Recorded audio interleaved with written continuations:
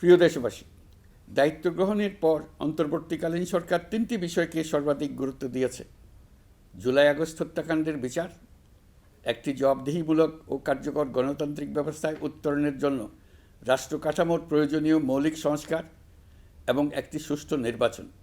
জুলাই গণঅভ্যুত্থানকালে তৎকালীন ফ্যাসিস্ট সরকারের নির্দেশে সংগঠিত হত্যাকাণ্ডের বিচার কাজ যথাযথ আইনি প্রক্রিয়ায় এগিয়ে চলছে।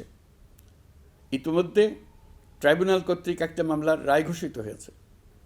আন্তর্জাতিক অপরাধ ট্রাইব্যুনাল স্বাধীন ও স্বচ্ছ প্রমাণভিত্তিক বিচার প্রক্রিয়ার মাধ্যমে দেশের ছাত্র, শ্রমিক ও সাধারণ জনগণের উপর নির্বিচার হত্যাকাণ্ডের প্রধান নির্দেশদাতা হিসেবে পতিত ফ্যাসিস্ট সরকারের প্রধান শেখ হাসিনাকে মৃত্যুদণ্ড প্রদান করেছে।